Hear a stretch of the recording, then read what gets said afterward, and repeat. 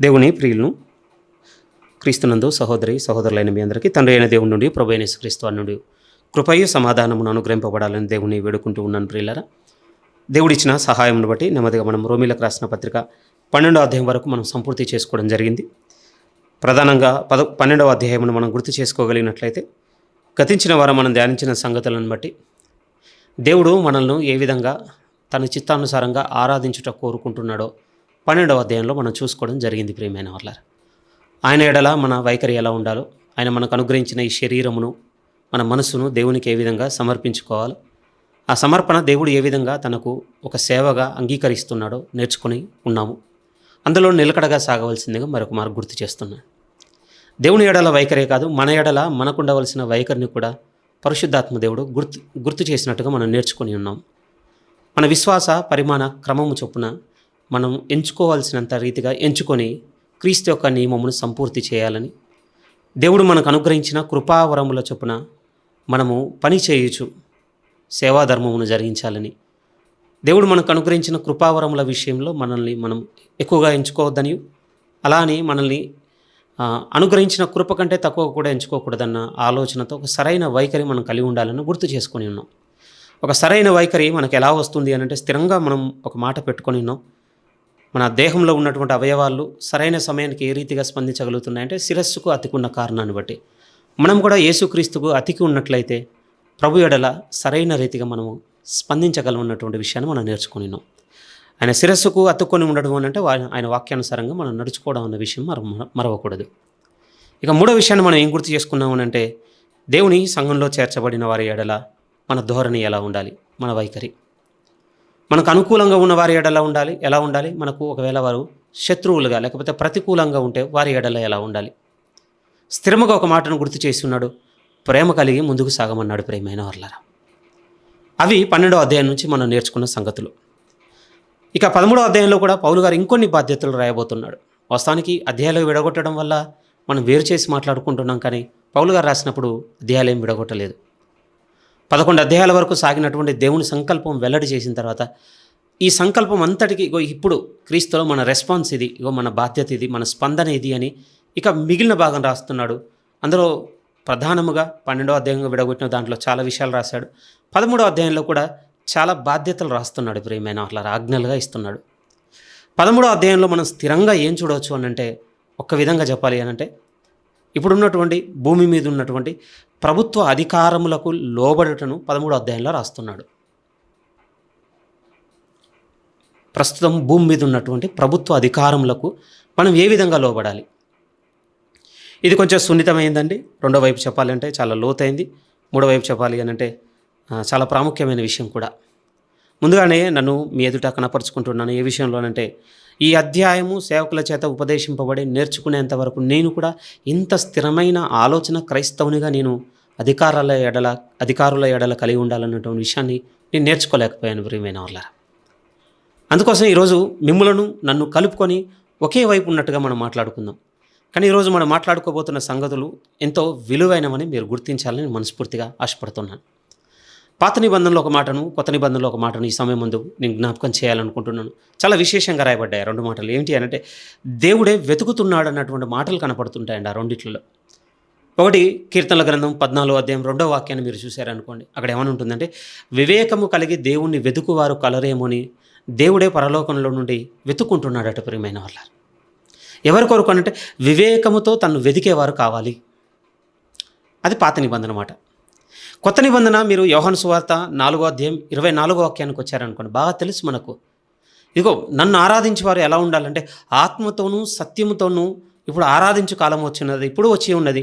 అంతేకాదు, దేవుడు కూడా ఇలా ఆరాధించే వారి కొరకు వెతుకుతున్నాడు అన్నట్టు మాట ఫుట్నోట్తో కలిపి యోహాను సువార్త 4:24లో కనపడుతుంది. ప్రియమైన వాళ్ళారు, ఈ 2 లేఖనాలను మనం పక్కపక్కన పెట్టుకొని చూడగలిగితే చాలా సిమిలర్ పదాలు కనపడుతుంది. దేవుడు వెతుక్కుంటున్నాడట అలాంటి వారిని. ఎలాంటి వారిని అంటే వివేకంతో. ఒకవైపు పాత నిబంధన మాట, కొత్త నిబంధన అయితే ఆత్మతోనూ సత్యంతోనూ. ఏంటి ఈ మాటల్లో అర్థము? ఒకవేళ అంగీకరించగలిగితే ప్రియమైన వాళ్ళారా, మీరు మనస్ఫూర్తిగా అంగీకరించగలిగితే దేవుని ఆజ్ఞ సత్యంగా కనపడుతుందండి బైబిల్లో. దేవుని ఆజ్ఞనే మనం పాటించడం బట్టి వివేకం మనకు వస్తుందని కూడా బైబిల్ చెబుతుంది. ప్రియమైన వాళ్ళ, మీరు సామెతలు 2 చదువుకోండి. తర్వాత మొదటి 10 వాక్యాలు సొలొమోను దీని కొరకే కేటాయించి ఉన్నాడు.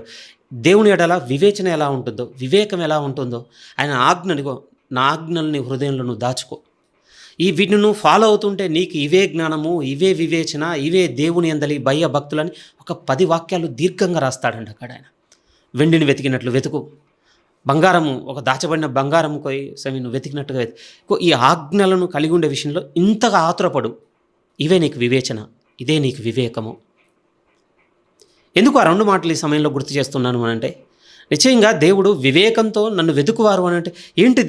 దేవుని వివేకంతో వెతకడము, ఆత్మతోనూ సత్యంతోనూ నన్ను ఆరాధించేవారంటే ఏంటి అనంటే, బాగా వినండి ప్రియమైన, దేవుడు మనకు ఆజ్ఞాపించిన ఆజ్ఞలను అనుసరించి మనం నడుచుకోవడంలో ఏమున్నది అనంటే, వివేకంతో దేవుని వెతకడం ఉన్నది, ఆత్మతో సత్యంతో దేవుణ్ణి ఆరాధించడం ఉన్నది ప్రియమైన వాళ్ళారా. 12వ అధ్యాయం కలుపుకొని కూడా చెప్పగలిగితే, ఇట్టి సేవ మీకు యుక్తమైంది అన్నాడు కదా. నా చిత్తానుసారంగా మిమ్మల్ని నన్ను ఆరాధించడం ఎలాంటిది అనుకో, ఇక వీటిలన్నిటిలో మిమ్మల్ని మీరు కట్టుకొనుట, వీటిని అనుసరించి మీరు నడుచుకొనుట, ఈ సేవే నాకు యుక్తమైనది. అందులో 12లో కొన్ని వాక్యాలు చూసాం. 13వ అధ్యాయంలో ఏం చూడబోతున్నామంటే, ఇప్పుడు ఉన్నటువంటి ఈ భూమి మీద ఉన్నటువంటి ప్రభుత్వ అధికారులకు మనం లోబడి ఉండుట దేవుని చిత్తానుసారమైనటువంటి ఒక ఆరాధన ప్రియమైన వాళ్ళ మనలో. నాకు తెలుసు ఇది వింటున్నప్పుడు కొంచెం కష్టమే అంగీకరించడం కూడా, ఎందుకంటే మనం చాలా దూరం అయిపోయాం, వాటికి మనకు సంబంధం లేదన్నట్టుగా మనం సాగిపోతున్నాం కనుక ఈరోజు అంతగా మనకు మింగుడు పడకపోవచ్చు ఈ మాటలు. కానీ నేర్చుకోవాల్సిన బాధ్యత మనకున్నది, సందర్భం వచ్చింది ప్రియమైన వాళ్ళారా. పౌలు గారు రాస్తున్నారు ఈ 13వ అధ్యాయంలో 3 విషయాలను కూడా చూడగలం. 12లో చూసినట్టు 13లో కూడా 3 విషయాలను చూడగలం. 1 నుంచి 7 వాక్యాల వరకు ప్రభుత్వపు అధికారులకు లోబడి ఉండడం అని చెబితే, ఆ తర్వాత 8 నుంచి 10వ వాక్యం వరకు మన పొరుగువానితో ఈ సొసైటీలో ఉన్నందుకో, లేకపోతే ఈ నేషన్ అనుకుంటారో, ఈ స్టేట్ అనుకుంటారో, మీరు ఏదైనా అనుకోండి, ఇప్పుడు ఉన్నటువంటి ఈ భౌతిక జీవితంలో మన పొరుగు వారితో మనం ఎలాంటి వైఖరి కలిగి ఉండాలనేది 8 నుంచి 10 రాస్తున్నాడు. ఇప్పుడు ప్రభుత్వ అధికారులతో లోబడుతున్నప్పుడు ఒక విధంగా అన్యునిగా ఉన్నటువంటి పొరుగువాన్ని కూడా దేవుడు చెప్పినట్టు ఆజ్ఞానుసారంగా లోబడుతున్నప్పుడు మనలో మామూలు సంఘర్షణ కలగదండి. మనలో నుంచి ఇక రాకూడనటువంటి ఒక విధంగా భయంకరమైనటువంటి అటిట్యూడ్స్ అన్నీ బయటకు వస్తుంటాయి, ప్రమాదకరమైనవి. వాటితో ఇప్పుడు మన వైఖరి ఎలా ఉండాలనేది కన్క్లూజన్ ప్రియమైన వాళ్ళారా. ఒక విధంగా క్రిస్టియన్ బిహేవియర్లో ఇక మనం కలిగి నడుచుకోవాల్సిన అన్ని సెగ్మెంట్స్ని ఇక్కడ కవర్ చేసినట్టుగా ఉంటుందండి 12-13 అధ్యాయాల్లో. దేవునితో మొదలుపెట్టి మన అంతరంగం వరకు తీసుకొస్తాడు. దేవుంది మన మీద మనకు ఎలాంటి చూపు ఉండాలి, మన సంఘంలో చేర్చబడినటువంటి సహోదరుల ఎలాంటి చూపు ఉండాలి, ఇప్పుడు ప్రస్తుతం మనం బ్రతుకుతున్నటువంటి భౌతిక జీవితంలో ఉన్నటువంటి ప్రభుత్వ అధికారుల ఎడల మనకు ఎలాంటి చూపు ఉండాలి, మన ఇరుగు పొరుగు ఉన్నటువంటి సమాజం ఉంది కదా, ఈ సమాజంలో ఉన్నటువంటి అన్యులైన ఇరుగు పొరుగు వారితో మన వైఖరి ఎలా ఉండాలి. ఇక కన్క్లూజన్ ఏంటి అంటే, వీటన్నిటిని ఒబే అవుతున్నప్పుడు మామూలు పోరాటం ఏం రేగదండి, మనలో చాలా ఉంటాయి. వాటన్నిటితో ఇప్పుడు మనకు ఎలా ఉండాలి, ఇది కన్క్లూజన్ అండి. ఈ 2 అధ్యాయాల్లో ఆల్మోస్ట్ మన క్రిస్టియన్ బిహేవియర్ అంతా కనబడుతుంది ప్రియమైన వాళ్ళారా. సరే, ఇక ఇది ఇంట్రడక్షన్. ఇక నేరుగా వెళ్ళిపోదామండి 13వ అధ్యాయం 1వ వాక్యం నుంచి మనం చూడగలిగితే, ప్రతి వాడును పై అధికారులకు లోబడి ఉండవలెను. వెరీ స్ట్రైట్ ఫార్వర్డ్గా ఉంది కదా, ఎంత సూటిగా చెప్పబడుతుంది అని అంటే ఇంకా ఏ అడ్డు లేదండి. ఇక్కడ ఇంకేదో మర్మయుక్తంగా కూడా చెప్పదలుచుకోలేదు పరిశుద్ధాత్మ దేవుడు. ఎంత సూటిగా మాట్లాడుతున్నాడు అని అంటే, కొందరు అనలేదు ప్రియమైన వాళ్ళారా, అలా అని నీతిమంతులైన అధికారులే అనలేదు, అనుకూలత చొప్పున లోబడనని కూడా అనలేదు. Complete opposite. ప్రతి వాడును అయిపోయింది, పీరియడ్. తర్వాత అధికారులకు పీరియడ్, అంతే. దీంట్లో నీతిమంతులు అనీతిమంతులు ఏం విడగొట్టలేదు. దేవునికి తెలియదంటే తెలుసు అండి. ఈరోజు మనలో రేజ్ అవుతున్నటువంటి అనేక క్వశ్చన్స్ కూడా దేవునికి తెలుసు. పరిశుద్ధాత్మ దేవుడు వాక్యాన్ని సజీవంగా అన్ని కాలాలకు వర్తించేటట్టుగానే రాశాడు తప్ప ఇది ఒక టైం పీరియడ్కి ఇది ఇక అంతరించిపోతుందని ఏం రాయలేదు. ఈ మాట చదువుతున్నప్పుడు అనకంటే పౌలు గారి చేత రాయిస్తున్నప్పుడు, నేను చదువుకుంటా ఉన్నామని తెలుసు పరిశుద్ధాత్మ దేవునికి. మన తర్వాత రాబోతున్న ఎన్ని తరాలు చదువుకోబోతున్నాయో కూడా తెలుసు ఆయనకి. తెలిసి రాయిస్తున్నటువంటి స్థిరమైన సూటి మాట ఏమిటంటే, ప్రతి వాడును అక్కడ ఉన్నమాట పై అధికారులకు లోబడి ఉండవలెను. ఏమండి, ఇంత అంటే సౌకర్యంగా ఉన్నటువంటి పరిస్థితుల్లో ఉన్న మనమే ఎన్నో ఆలోచిస్తున్నాం. అధికారులకు లోబడాలి అని అంటే మనం ఎదురుగా లేము, కానీ ఎన్నో క్వశ్చన్స్ మనసు విప్పి మాట్లాడుకోవాలి. కానీ మీరు ఎదుర్కొన్నటువంటి ఎక్స్పీరియన్సెస్ నేను ఎదుర్కొన్నవి ఎన్నో కోర్టులోనో, లేకపోతే ఎంఆర్ఓ ఆఫీస్లోనో, లేకపోతే ఇంకొక గ్రామ రెవెన్యూ దాంట్లోనో, కరెంట్ ఆఫీస్లోనో, లేకపోతే కలెక్టర్ ఆఫీస్లోనో, ఎక్కడో ఒక దగ్గర ఏదో ఒక పారామీటర్లో ఎలక్షన్ వైజ్గానో, ఎమ్మెల్యేనో, మినిస్టరో, లేకపోతే లోకల్ కార్పొరేటరో, ఏదో ఒక రూపేణ మనకు సంబంధించినటువంటి ప్రాపర్టీ దానికి సంబంధించింది కావచ్చు, లేకపోతే పోలీస్ వ్యవస్థది కావచ్చు, లేకపోతే మన భూముల దగ్గరనో, మన ఇన్కమ్ ట్యాక్స్ దగ్గర, ఎక్కడో ఒక దగ్గర మనం ఖచ్చితంగా అధికారులను ఎదుర్కొన్నాము. ఆ అధికారులను ఎదుర్కొన్న పరిస్థితులు మనందరికీ తెలుసు. అన్ని బెటర్ ఎక్స్పీరియన్సెస్ అంతే. ఏది కూడా అనుకున్నట్టుగా సులువుగా ఏం అవ్వలేదు. అలా మనకు ప్రతికూలంగా జరిగిన ప్రతిసారి మనం నిందించుకున్నది మనకు తెలుసు.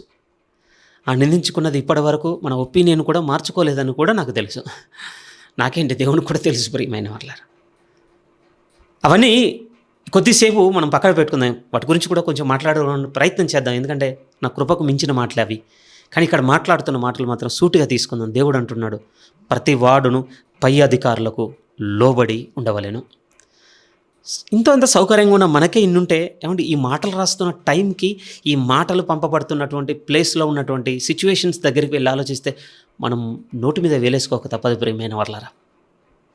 ఇది ఎక్కడ రాస్తున్నాడో తెలుసా? రోమా పట్టణంలో ఉన్నటువంటి సంఘాలకు రాస్తున్నాడు. రోమా పట్టణంలో ఉన్నటువంటి సంఘాలు ఆనాడు ఉన్నటువంటి రోమా సైనికుల నుంచి, రోమా ప్రభుత్వం నుంచి ఎదుర్కొన్న హింస అంతా ఇంత కాదండి. మనకు తెలియందా? సంఘ చరిత్రగా అప్పుడో ఇప్పుడో పొడిగా విన్నది. హతసాక్షుల రూపేణ ఆనాడు ప్రారంభ శతాబ్దపు సంఘం ఎదుర్కొన్న హింస అని మాట్లాడుకున్నది మనకు తెలియదా? అపోస్తల కార్యం కూడా చదువుతున్నప్పుడు ఏంటి ఇంతనా? మీరు ఏ అధ్యాయంలో చదువుతారు చెప్పండి? శిష్యులకు చాలా సౌకర్యము, సుఖము, వారు తలపెట్టిన కార్యం ఎలాంటి అవాంతరం లేకుండా సజావుగా సాగిపోయింది. ఒక మీటింగ్ కండక్ట్ చేశారంటే ఎలాంటి ఇబ్బంది లేకుండా సాగిపోయింది అన్నట్టుగా ఒక్క అధ్యాయంలో ఒక ఇన్సిడెంట్ చదవగలం మనం? లేదండి. అసలు శ్రమ అన్న పదాన్ని దాస్తే అపోస్తల కార్యం లేదు ప్రియమైన వాళ్ళారా. అంతే. ముందు పరిశుద్ధాత్మ దేవుడు, తర్వాత శ్రమ, అంతే. ఇంకా ఏమండి, అలాంటి పరిస్థితుల్లో వాళ్ళకు రాస్తున్నమాట. మిమ్మల్ని ఎవరైతే హింస పెడుతున్నారో, మిమ్మల్ని ఎవరైతే మీరు యేసుక్రీస్తును ఆరాధిస్తున్నారని తెలిసినందుకు మిమ్మల్ని చంపుతున్నారో, ఆ ప్రభుత్వమునకు, ఆ ప్రభుత్వంలో ఉన్నటువంటి, ఆ సమయంలో ఉన్నటువంటి నియమింపబడిన అధికారులందరికీ పరిశుద్ధాత్మ దేవుడు సెలవిచ్చుచున్న మాట ఏమిటంటే, లోబడాల్సిందే. మీకు నాకు రేజ్ అవుతుండొచ్చు పౌలు గారు అంటున్నమాట. ఉదాహరణకను మనకేమనిపిస్తుండొచ్చు, లేదు ఈ అధికారాలన్నీ లోకానికి కదా, ఇవి దేవుడు నియమించనివి కదా, దేవుడు నియమిస్తే మనకు అనుకూలమైనవి నియమిస్తాడు కదా అన్నటువంటి ప్రశ్న మనకు రేగుతుండొచ్చేమో. కానీ వెంటనే కింద, ఎందుకనగా దేవుని వలన కలిగినది తప్ప మరి ఏ అధికారమును లేదు. ఇప్పుడు నేను ఎదుర్కొంటున్న ఈ శ్రమకు కారకులు ఉన్నటువంటి ఈ అధికారం అంతా ఎక్కడి నుంచి వచ్చింది అనుకుంటున్నారు? దేవుని వల్లనే ఏర్పడింది, మర్చిపోకండి. ఆయనే దీన్ని ఆర్డైన్ చేసింది. ఎవరో వాళ్ళకు వాళ్ళు ఏర్పరచుకున్నది అసలే కాదు. నిజం ప్రియమైన వాళ్ళారా. ఆనాడు ఈ మాటలు వెళ్ళినప్పుడు, వారు చదివినప్పుడు ఎలాంటి పరిస్థితులు ఉండేనో. ఎందుకంటే ఇది కూడా కొంచెం మనం రియాలిటీ మాట్లాడుకోవాలండి. యేసుక్రీస్తును ఫాలో అవుతున్నారు అని అంటే రోమా సామ్రాజ్యంలో మంచి గుర్తింపు ఉందనుకుంటున్నారా? ఆయన ముగింపు ఏంటో తెలుసా అండి? ఆయన పడ్డ శిక్ష ముగింపు ఒక విధంగా బందిపోటుగా, మోసగాడుగా, ప్రభుత్వం మీద తిరగబాటు చేసిన వాడుగా, ఇంకా బైబిల్లోనే రాయబడే వంచకుడుగా, ఇలాంటి ఆరోపణలతో ఆయన శిలువ మీద మరణించాడండి. లిటరల్గా చెప్పాలంటే క్రిమినల్ ఆ టైంకి, ఆ ప్రభుత్వ చట్ట ప్రకారము. ఇప్పుడు వీళ్ళంతా ఎవరంటే, ఓకే, ఆ రోజు మన ప్రభుత్వం మీద తిరగబడిన పలానా క్రిమినల్ ఉండే, యేసు అనే ఒక క్రిమినల్ ఉండే, అతన్ని ఫాలో అయ్యేటోళ్ళు వీళ్ళంతా ఎలా ఉండుండొచ్చు చెప్పండి? ఆ ప్రభుత్వపు పౌరసత్వం కలిగినటువంటి సిటిజన్స్కి ఏ విధంగా ఉండుండొచ్చు? ఏంటి, మన ప్రభుత్వం మీద తిరగబడినటువంటి ఆయనకు మళ్ళీ ఈ ఫాలో అయ్యేటువంటి గుంపా వీళ్ళు? ఎందుకు ఈ మాట అంటున్నాను అంటే, ఈరోజు మనం వినపడుతున్నాం కదండి, వినపడతలేదా బయట? ఈరోజు ఉందేమో హిందూ దేశంలో, ఆరాధించేదేమో ఇంకో పరాయి దేవుణ్ణి. ఏంటి, ఈ దేశంలో ఉంటూ, ఈ గడ్డలో ఉన్నటువంటి భోజనం తింటూ, ఇక్కడ నీళ్లు తాగుతూ వేరే ఎవరినో ఆరాధిస్తున్నాను తిరగబడటం లేదా? అధికారులు వచ్చి ఏమైనా కొడుతున్నారా?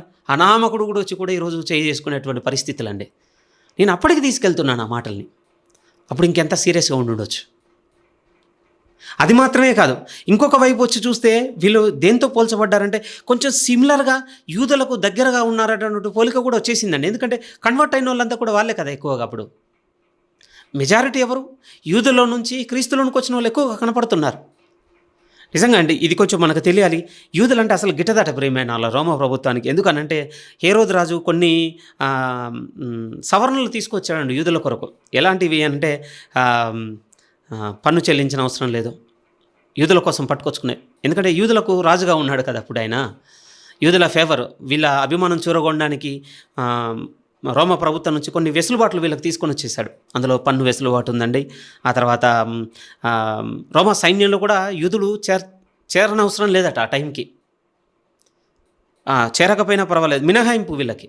ఇగో ఊరికనే మీరే ఆలోచించండి, ప్రభుత్వ సంబంధమైన వాటిలో వేట్లో ఇన్వాల్వ్ అవ్వకుండా, ప్రభుత్వానికి ఎటువంటి సర్వీస్ చేయకుండా అదే ప్రభుత్వంలో ఉండి తేరగా తింటున్నారు అనుకోండి, ఎలాంటి ఒపీనియన్ ఉంటుంది చెప్పండి ప్రభుత్వంలో ఉన్నటువంటి ప్రజలకి? మనమేమో ఇంతగా సఫర్ అవుతున్నాం, మనమేమో బార్డర్లో ఉండి సెక్యూర్ చేసుకుంటూ మన సామ్రాజ్యాన్ని మనం కాపాడుకుంటుంటే లోపల వీళ్ళేమో మంచిగా భోగాలు అనుభవిస్తున్నారు. రగిలిపోరా? అలాంటి వాతావరణం ఉండేనప్పుడు. ఒకటి కాదు, రెండు కాదండి. ఆ టైంలో రోమా ప్రభుత్వం నుంచి ఇటువైపు ఎదుర్కొంటున్నవే అనేకములు ప్రియమైన వాళ్ళరా. ఇలా ఎదుర్కొంటుంటే, ఇలా నడుచుకుంటున్న వారిని బట్టి మళ్ళీ పరిశుద్ధాత్మ దేవుడు నడిపింపుతో రాయించిన మాట ఏమిటి అనంటే, మీరు క్రీస్తులో ఇప్పుడు కట్టబడిన తర్వాత మీరు గుర్తుపెట్టుకోండి, దేవునికి యుక్తమైన సేవ ఏదో తెలుసా? మీ మీదున్న, మీ పైనున్న అధికారులకు మీరు లోబడి ఉండుట. మరొకండి, ఇది దేవుని వలన ఏర్పడిందే తప్ప అది కాదు.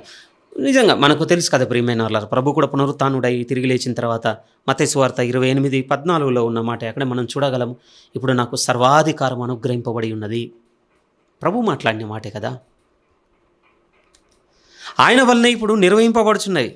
ఓకే, ఇందులో నీతిని అనుసరించేవారు ఎంతమంది ఉన్నారు, నీతిని అనుసరించకుండా దుర్నీతిని జరిగించేవారు ఎంతమంది ఉన్నారు అనేది ప్రభు రేపు తీర్పులో చూసుకుంటాడండి. ఏ ఒక్కరిని కూడా వదలడు. కానీ ఇప్పుడు ఒక క్రైస్తవునిగా మనకు ఉండవలసిన బాధ్యత ఏమిటి అని అంటే, దేవుడు నియమించిన ప్రతి అధికారమునకు, ఆ పదం ఉందండి, ప్రతి అధికారమునకు మనం లోబడి ఉండవలసినదే.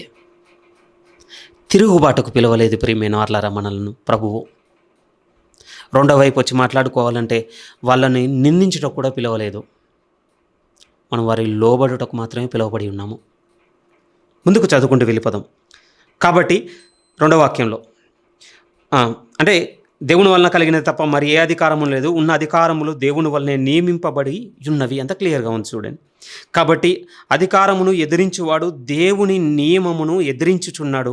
ఎదిరించువారు తమ మీదికి తామే శిక్ష తెచ్చుకుందురు. స్థిరం ప్రియమైన వాళ్ళ, ఇప్పుడు దేవుడు మన నుంచి ఏం చూస్తున్నాడు అని అంటే, మనం లోబడుటనే చూస్తున్నాడు. ఇప్పుడు ఒకవేళ ఎదిరించినట్లయితే మనం ఎవరిని ఎదిరిస్తున్నట్టు అంటున్నాడు అంటే, సాక్షాత్తు దేవుణ్ణి ఎదిరిస్తున్నట్టు. ముందే మనం ఒక మాట మనసులో పెట్టుకుందాం ప్రియమైన. నాకు కూడా మాట్లాడుతున్నప్పుడు చాలా కఠినంగా ఉంది, మనసు ఒప్పుకున్నంత వేదనగా ఉంది లోపల. ఏమిటి అంటే, ఎలా లోపడతాం ఇలాంటి అధికారాలకని. కానీ దేవుడు అంటున్న మాట ఏమిటి అంటే, నువ్వు వేరే ఎందుకు పరిగణలోకి తెచ్చుకుంటున్నావు? వాళ్ళు ఏ విధంగా నడిపిస్తున్నారు వ్యవస్థలు, ఇందులో ఉన్నటువంటి అవినీతి, దుర్నీతి, వాళ్ళ గుంపు, వాళ్ళ వర్గం, వాళ్ళ కులం, ఇవన్నీ నువ్వెందుకు చూస్తున్నావు? నేను నీకు అప్పగించిన బాధ్యత పరిధి ఎంతవరకు అంటే లోబడుట వరకే, పై విచారణ చేయుట కాదు నీ పరిధి.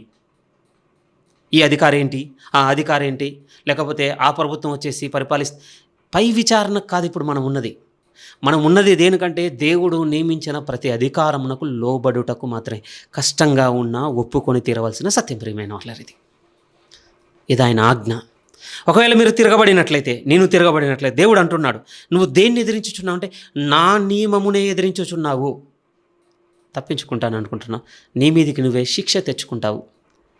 నేను తేలిపోయాను ప్రియమైన వాళ్ళరా. యథార్థంగా మాట్లాడగలంటే మీరు కూడా తేలిపోతుండొచ్చు. ఎందుకనంటే మనం చాలా విషయాల్లో మన యొక్క ఆజ్ఞ అనే బార్డర్ని క్రాస్ చేసామండి. మనం ఉన్న దారి ఒకటే ప్రియమైన. రోమాపత్రిక 13వ అధ్యాయం, నేను సరిగా ఎరగలేదని, లేకపోతే ఇంతవరకు దాని మీద నాకు వెలుగు దొరకలేదు దేవా, నా అజ్ఞాన కాలము నన్ను క్షమించు అని అడుగుట మాత్రమే ఉన్నది. ఎందుకు ఇది ఉంది అని అంటే, దేవుడే చెప్పినాడు అపొస్తలుల కార్యములు 17:31 ఉంటుంది. దేవుడైతే అజ్ఞాన కాలములను చూచి చూడనట్టు విడిచిపెట్టాడు అటు ప్రియమైన వాళ్ళారా.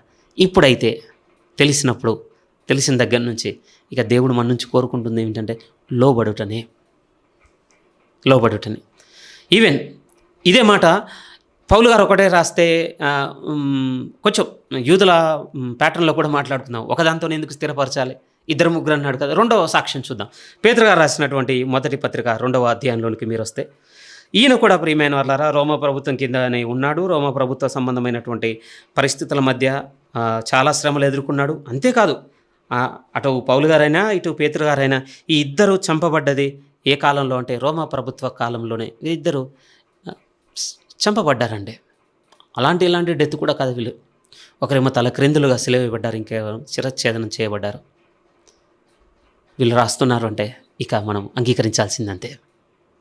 ఏమంటున్నాడు చూడండి, 2వ అధ్యాయం 14 నుంచి 13, 14, 15, 16 వాక్యాలు మనం చూడగలిగితే, పేతురు గారు రాసిన మొదటి పత్రిక 2వ అధ్యాయం 13, మనుషులు నియమించు ప్రతి కట్టడకు ప్రభువు నిమిత్తమై లోబడి ఉండండి. అపదించు ప్రతి కట్టడకు మనుషులు నియమించు ప్రతి కట్టడకు ప్రభుత్వ నిమిత్తమై లోబడి ఉండండి. రాజు అందరికీ అధిపతి అనియు, నాయకులు దుర్మార్గులకు ప్రతిదండన చేయుటకును సన్మార్గులకు మెప్పు కలుగుటకును రాజు వలన పంపబడిన వారని వారికి లోబడి ఉండుడి. ఏలయనగా మీరిట్లు యుక్త ప్రవర్తన గలవారే అజ్ఞానముగా మాటలాడు మూర్ఖుల నోరు మూయుట దేవుని చిత్తం.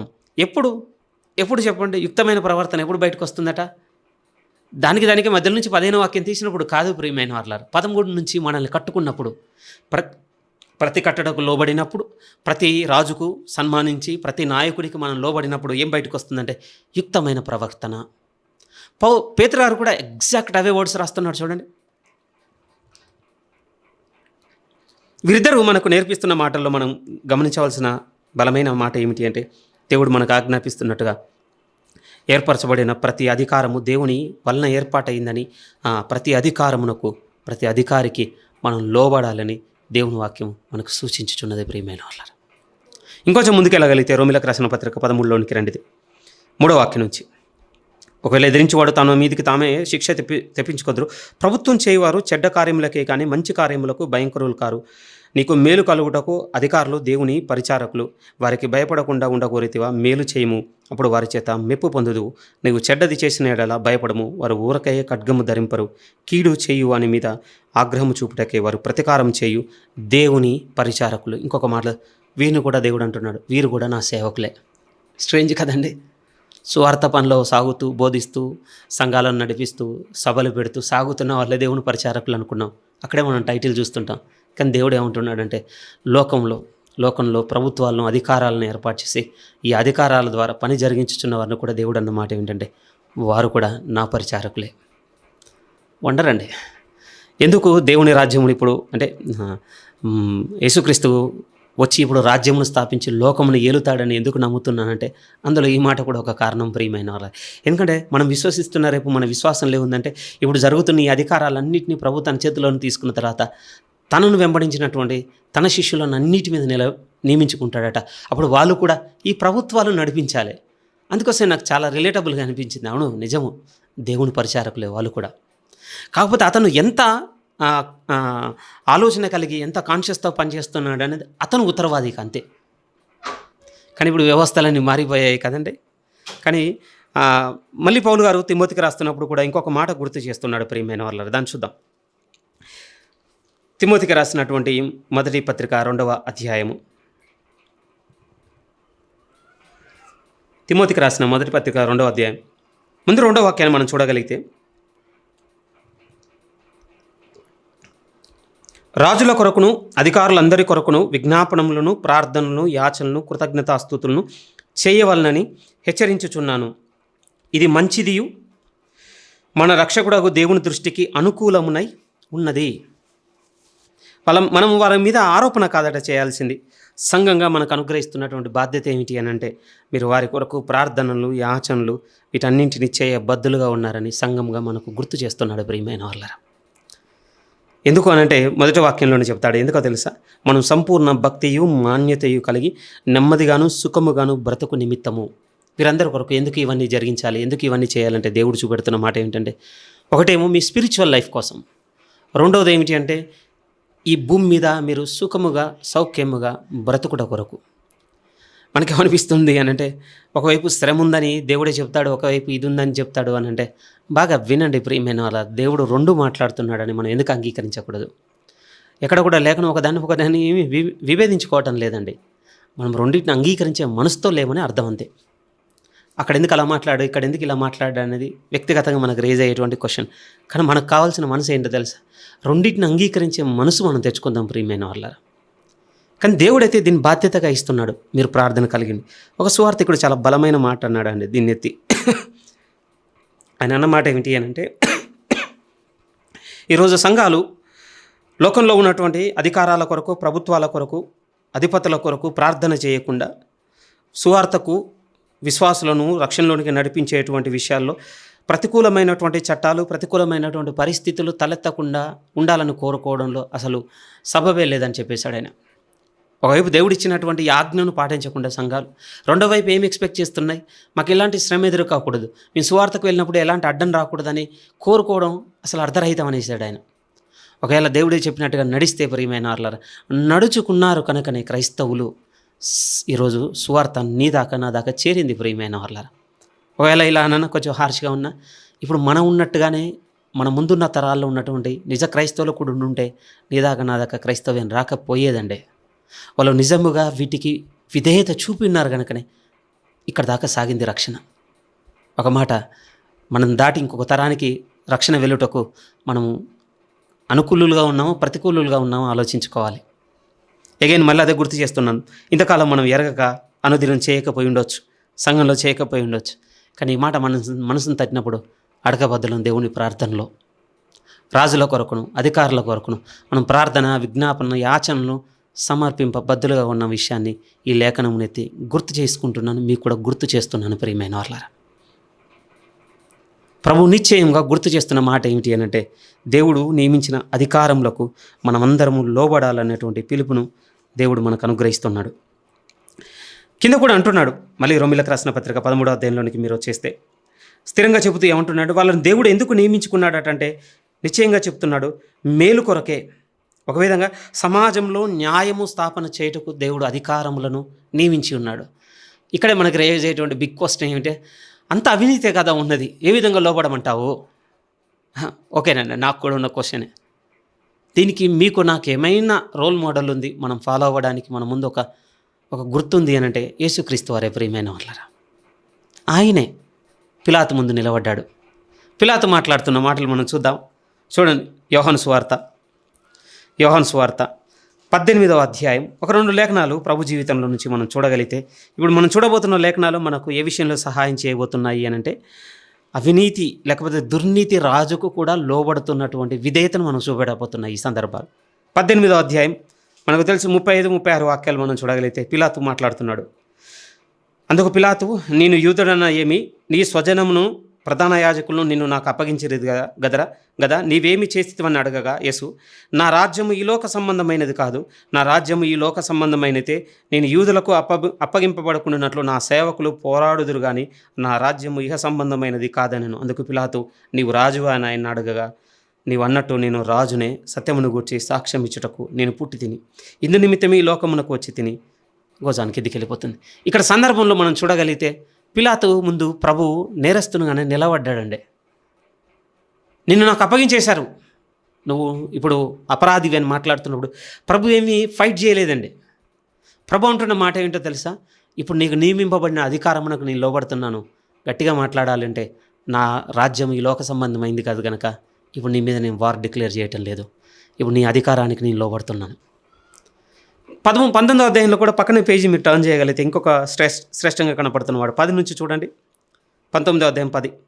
కనుక పిలాతు, నీవు నాతో మాట్లాడవా, నిన్ను విడుదల చేయుటకు నాకు అధికారం కలదనియు, నిన్ను సిలువ వేయుటకు నాకు అధికారం కలదనియు నీవెరగవని ఆయనతో అనెను. అందుకు యేసు, పైనుండి నీకు ఇయ్యబడి ఉంటేనే తప్ప నా మీద నీకు ఏ అధికారమును ఉండదు, అందుచేత నన్ను నీకు అప్పగించిన వానికి ఎక్కువ పాపము కలదనను. ఇక్కడ యూదా ప్రధాన యాజకుడు అండి అప్పగించింది. మనకు యూదా గుర్తు చేస్తూ ఉంటాడు ఎప్పుడు ఫ్లోలో చదువుకుంటూ వెళ్ళిపోతున్నప్పుడు. కానీ ప్రభు ఇక్కడ మాట్లాడుతున్న మాటల్లో ఉద్దేశం ఏంటంటే, ప్రధాన యాజకుడే కదా, ఆయన దాకా వెళ్ళింది. మేము ధర్మశాస్త్రానుసారంగా తీర్పు తీర్చడానికి మాకు హక్కు లేదు కనుక ఇగో నీకు అప్పగించేస్తున్నామని పిలాతుకి అప్పగించడం జరిగింది. కానీ అక్కడ పిలాతు మాట్లాడుతున్న మాటలు ఎంత సత్యం ఉందంటే, నాకు అధికారం ఉన్నది. ప్రభు ఏమీ లేదు నీకు ఏ అధికారం లేదు, నువ్వు అలాంటోడు ఇలాంటోడు ఏం లేదండి, లోబడుతున్నాడు. నా తండ్రి నీకు అప్పగించి ఉన్నాడు కనుకనే ఇప్పుడు నువ్వు నా మీద యాక్షన్ తీసుకోవడానికి నీకున్నది అథారిటీ. కానీ నా తండ్రి నీకు అప్పగించకపోయి ఉంటే. దేవుడే అప్పగించాడని యేసుక్రీస్తు వారు కూడా ఇక్కడ సాక్ష్యం ఇచ్చుచున్నాడు. చూడండి ప్రియమైన వాళ్ళ, ఏం నేర్చుకోగలం ఈ మాటల్లో నుండి అంటే, పిలాతు దుర్నీతిపరుడుగానే ఉన్నాడు, యథార్థవంతుడేం కాదు. కానీ యథార్థవంతుడుగా ఉన్నటువంటి దేవుని కుమారుడు అక్కడ లోబడుతున్నది మనం చూడగలము. ఇది స్థిరముగా మన ముందు ఎందుకు పెట్టుకోవడానికి సంఘమైన మీకు పిలుపునిచ్చుచున్నాను అని అంటే, మన ముందు సాగుతున్నటువంటి ఇప్పుడున్న ప్రస్తుత అధికారాలు చూస్తే ఏవి కూడా నీతికి, న్యాయమునకు, యథార్థతకు దగ్గరకు అస్సలు లేవు ప్రియమైన వాళ్ళారు. లేవు కదా అని నాకు నచ్చినట్టుగా నేను ఉంటాను, మీకు నచ్చినట్టుగా మీరు ఉంటారని నిర్ణయం మనం తీసుకున్నట్లయితే దేవుని నియమమును మనం నెరవేర్చటం లేదన్న మాట దగ్గరికి మిమ్మల్ని తీసుకొస్తున్నాను. అసలు మనం మర్చిపోవద్దంటున్నాను. ఎందుకు దేవుడు నియమించాడు అంటున్నాను? మేలుకే. రోమాపత్రిక 13వ అధ్యాయం మీరు 4 చూడగలిగితే, నీకు మేలు కలుగుటకు అధికారులు, దేవుని పరిచారకులు వారికి భయపడకుండా ఉండగోరితివా? ఎప్పుడు మేలు చెయ్యి అంటాడు. సరైన మార్గంలోనే ఎప్పుడు నడుచుకుంటూ ఉండు, అక్రమమైన మార్గంలో నడుచుకోకు. నువ్వు చేసిన అక్రమమును బట్టి వారికి ఉన్న అధికారం యొక్క ఖడ్గమును నీ మీద చూపగలరు. ఎందుకంటే దేవుడు అనుగ్రహించున్నాడు వారికి అధికారమును. అందుకోసమే దేవుడు అంటున్న మాట ఏంటంటే, ఎప్పుడు క్రమమైన మార్గంలో నడుచుకో. వారికి భయపడకుండా ఉండాలనుకుంటున్నావా? అయితే క్రమమైన మార్గంలో నడుచుకో. ఎప్పుడు మేలే చేయము.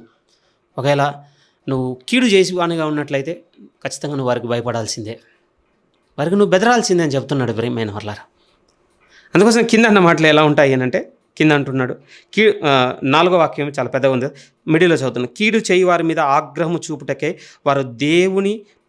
వారు ప్రతీకారము చేయు దేవుని పరిచారకులు కాబట్టి ఆగ్రహ భయమును బట్టి మాత్రము కాక మనస్సాక్షిని బట్టి లోబడినుట ఆవశ్యకము.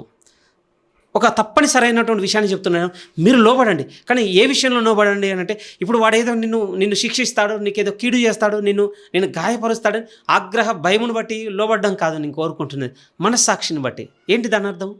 ఇదిగో నన్ను బట్టి నేను ఇచ్చిన ఆజ్ఞను అనుసారముగా అతనికి లోబడి ఉండు, ఇది నేను కోరుకుంటున్నాను.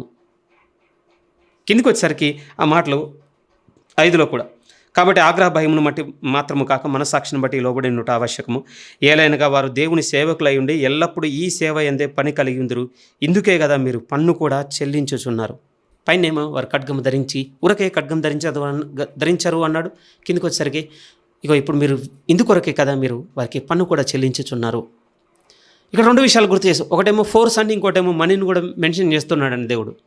ఈరోజు ప్రభుత్వాలు నడుస్తున్నాయి అని అంటే దుర్నీతి మీద వారు ఫోర్స్ వాడాల్సి వస్తుంది ప్రియమైన వారి బలమును.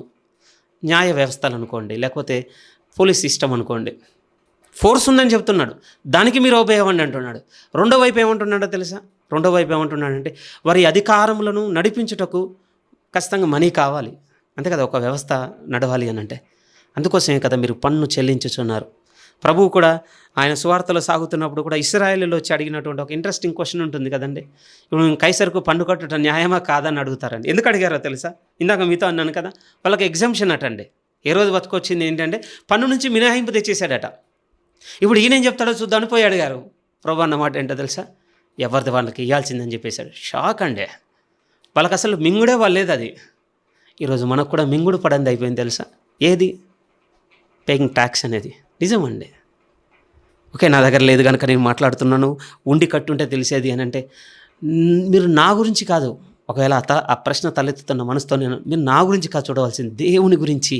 దేవునికి తెలీదా ఇది కడుతున్నప్పుడు నీకు నాకు నొప్పిగా ఉంటుందని? మరి ఎందుకు ఇది ఏర్పాటు చేసి ఉన్నాడు? ఒక మాట చెప్పాలి అంటే, వివేకంతో తను వెతుకుతున్న వారిని దేవుడు వెతుకుంటున్నాడు ప్రియమైన వాళ్ళారా. ఆత్మతో సత్యముతో ఆరాధిస్తున్న వారిని ఆయన పోగు చేసుకుంటున్నాడండి. వారే కావాలనుకుంటున్నాడు. అందులో వీళ్ళున్నారు. అందుకోసం కన్క్లూజన్ ఏంటో తెలుసా? ఈ మాటల కన్క్లూజన్ చెప్పిన మాట, కాబట్టి ఎవనికి పన్నో వానికి పన్ను, ఎవనికి సుంకమో వానికి ఎవరి రుణములు వారివి తీర్చండి.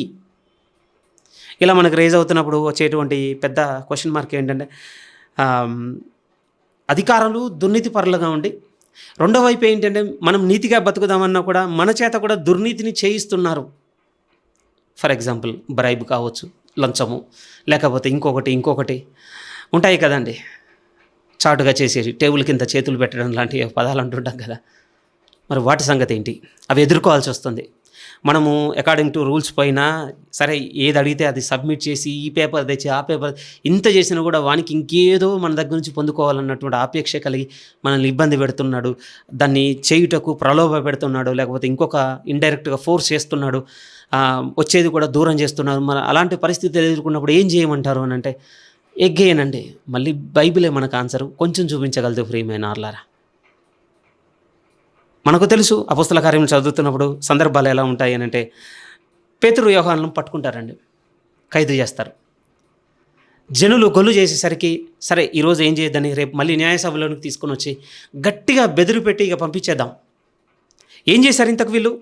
ఏం చేశారు? మనము అంటే చెడ్డవాడు, వంచకుడు, మోసగాడని, దోషి అని మనం సిలువకు ఎక్కించినటువంటి ఆ నజరేయుడని యేసు యొక్క రక్తముకు మనమే అపరాధులు అని జనుల్లో ప్రకటించి ఆ వ్యక్తి యొక్క రక్తము మనందరి మీదకి తీసుకొని వస్తున్నారు. అమ్మో ఇది ఇలానే వదిలేస్తే కుదరదు, అందరు ఫాలో అయిపోతున్నారు, ఏదో ఒక యాక్షన్ తీసుకోవాలి. ఏం చేద్దాం? ప్రాణభయం కలిగించి పంపించేద్దాం, ఇది మాట్లాడొద్దు అని చెప్పి పిలిచారండి. పిలిచి గట్టిగా బెదిరి పెట్టాలనుకున్నారట వారిని. అప్పుడు పేతురు యోహానులు మాట్లాడిన మాటలు మన కొరకు రాయబడ్డాయి ప్రియమైన అపోస్తల కార్యములు. మీరు 5లోనికి వస్తే ఆ మాటలు చదువుకుందాం చూడండి. ఇప్పుడు చూడబోతున్న ఈ సందర్భం ఎందుకు ఉపయోగపడేది అని అంటే యేసుక్రీస్తు వారిదైతే దుర్నీతిపరైన అధికారికి కూడా లోబడి ఉండవాలంటే లోబడి ఉండవాలన్నటువంటి విషయానికి ఆయన మనం మాదిరిగా చూస్తున్నాం. అధికారం మాత్రమే కాదు, అధికారి చాలా ఇబ్బందికరమైనటువంటి పరిస్థితుల్లోనికి మనల్ని నెడుతున్నాడు. రెండో వైపు మాట్లాడాలంటే మనం చేయకూడనివి మన చేత చేయిస్తున్నాడు. మరి అప్పుడేం చేయాలి అన్నప్పుడు ఈ సందర్భం కొద్దిగా మనల్ని బలపరుస్తుంది ప్రియమైన వాళ్ళారా. అపోస్తల కార్యములు 5వ అధ్యాయం 28-29 వాక్యాలు మీరు చూడగలిగితే, ప్రధాన యాజకులు వారిని చూచి, మీరు ఈ నామమును బట్టి బోధింపకూడదని మేము మీకు ఖండితంగా ఆజ్ఞాపించలేదా? ఇదిగో మీరు యెరూషలేమును మీ బోధతో నింపి ఆ మనుషుని హత్య మా మీదికి తేవాలని ఉద్దేశించుచున్నారని చెప్పెను.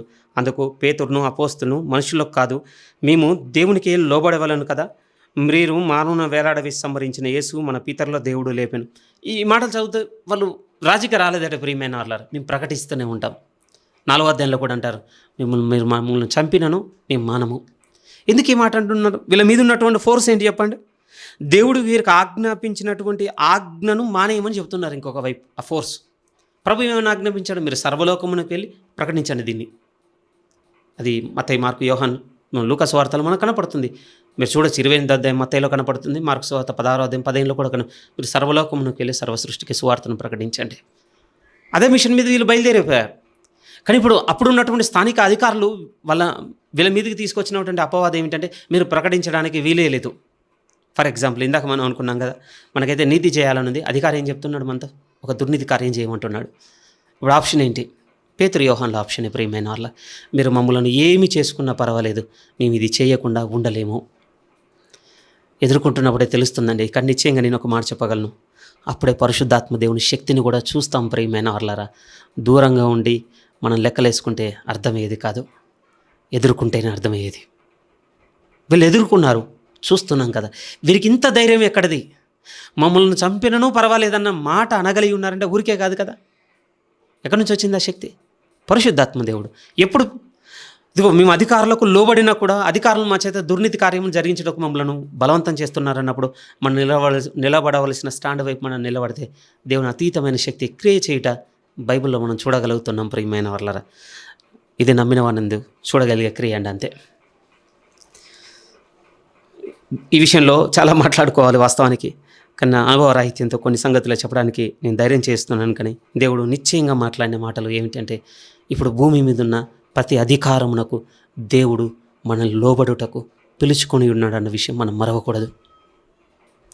వాళ్ళు ఎలాంటి వారు, ఎలాంటి వాటిలోకి మమ్మల్ని ఈడ్చుకొని పోతున్నారు, వాటికి సంబంధించి దేవుడు మనకు చూపెట్టిన మాదిరి మనం మరవకూడదు. ఎప్పుడు వాక్యం వైపు చూద్దాం ప్రియమైన వాళ్ళ, ఆయన నడిపిస్తాను నిశ్చయంగా. ఇప్పుడు ఇంకొంచెం ముందుకెళ్దాం. మళ్ళీ ఈ కొద్ది నిమిషాల్లో కన్క్లూడ్ చేస్తాను.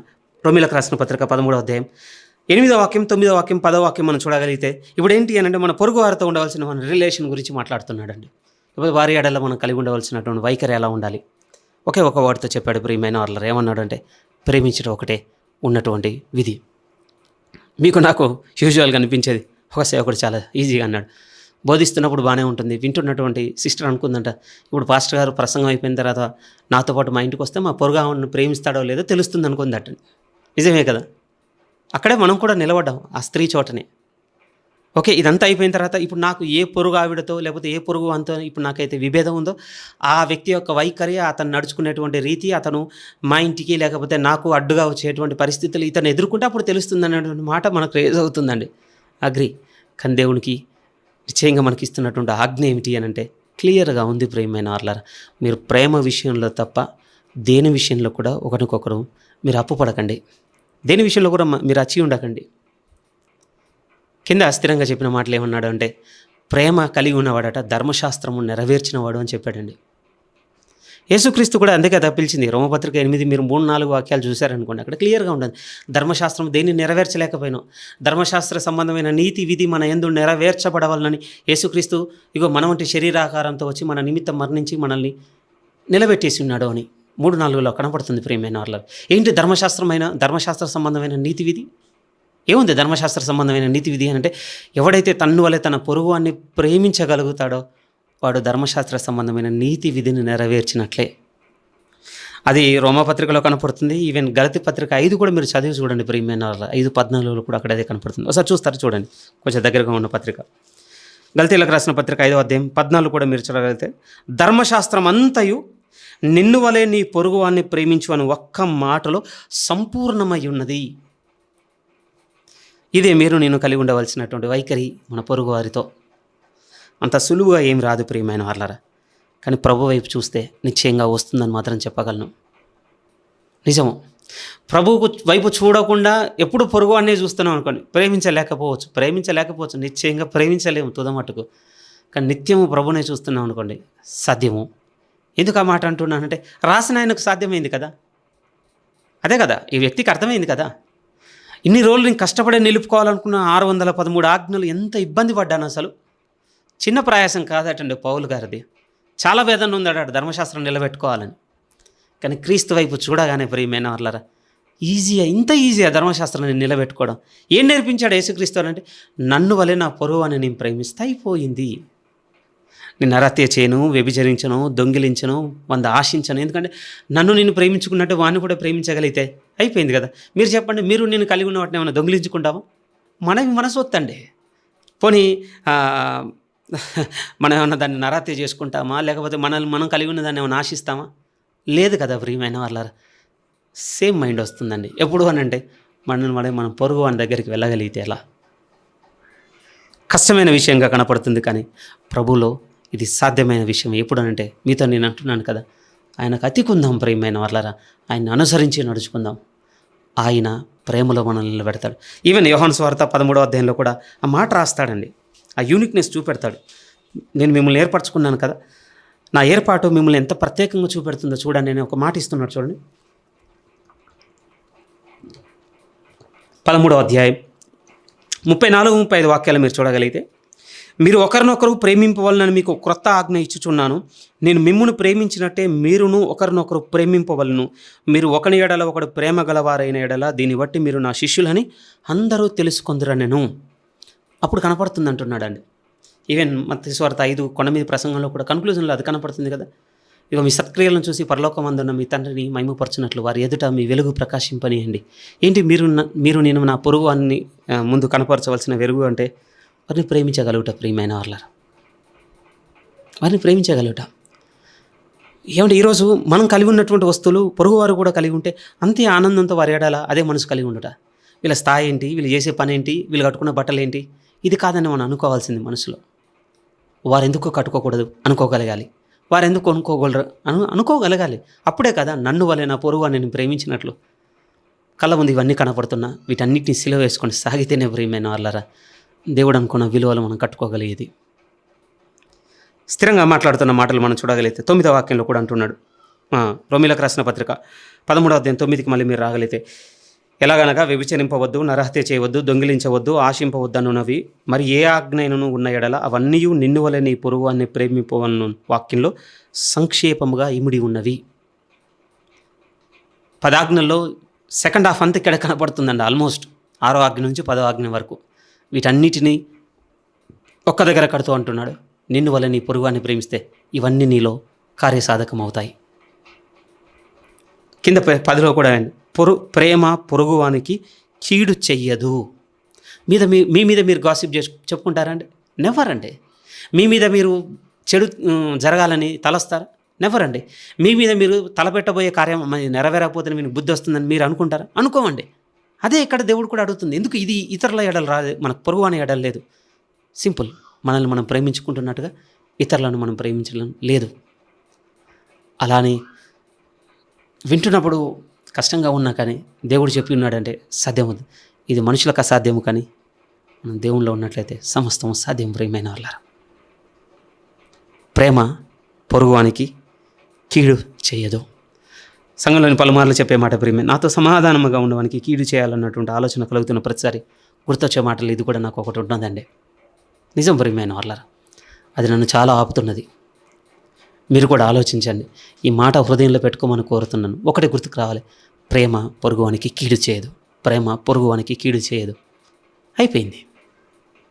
ఏదైనా లాకింగ్ ఉంది అని అంటే వాళ్ళలో కాదండి, మనలో ప్రేమ లేదంతే. వారు చేస్తున్నవి, వారు అంటున్నవి, వారు మాట్లాడుతున్నవి, వారు చేయబోతున్నవి, ఇవన్నీ మనం చెప్పే ఎక్స్క్యూజ్ చేసే ప్రియమైన వాళ్ళారు. రియల్ కాజ్ ఏంటో తెలుసా? ల్యాక్ ఆఫ్ లవ్ అండి, అంతే. మనలో ప్రేమ లేదు. ప్రభు అలా అయితే మిమ్మల్ని నన్ను పిలుచుకొని ఉన్నాను, దీన్ని బట్టి నా శిష్యులను మీరు తెలుసుకుందరు, ఇంకేం తెలుసుకుంటారు ఇది మనలో లేకపోతే? గుర్తుపెట్టుకోవాల్సిందిగా కోరుతున్నాను ప్రియమే. ఇలా సాగుతున్నప్పుడు ఆల్మోస్ట్ 11, 12, 13, 14 వాక్యాలు ఎలా కనపడతాయంటే కొంచెం ఇవి విస్తరంగా కనపడుతుంటాయి ప్రియమైన. మీరు కాలం నెరిగి నిద్ర మేలుకొని తెలుసుకొని అలాగ చేయండి. ఎలా చేయండి? ప్రేమ కలిగి ఇవన్నీ నడుచుకోండి. కాలం నెరిగి నిద్ర మేలుకొని ఇక వేలైంది, సమయం వచ్చేసింది ప్రియమైన వాళ్ళ. కింద రాస్తున్నది ఏమిటంటే లిటరల్గా ప్రభువు రాబోతున్నటువంటి ముందు చూపుతో, లేకపోతే యాంటిసిపేషన్ అంటాం కదా, అలాంటి ఎదురు చూపుతో ఇక ఇలా నడుచుకోండి. మళ్ళీ ఇతరులను అంటే పొరుగువాన్ని ప్రేమించలేకుండా ఇక కింద రాస్తున్న మత్సరము, కామ విలాసము, ఇలాంటి విషయంలన్నిట్లో మీరు వేరుపారక ఇక ప్రభువు వచ్చేటువంటి దినములు దగ్గరయ్యన ఆలోచనతో ఇక ప్రేమించండి, మార్చుకోండి. కింద అవే స్థిరంగా రాస్తున్నాడు ప్రేమ. రాత్రి చాలా గడిచి పగలు సమీపముగా ఉన్నది కనుక మనం అంధకార క్రియలను విసర్జించి తేజోసంబంధమైన యుద్ధోపకరణములను ధరించుకుందాము.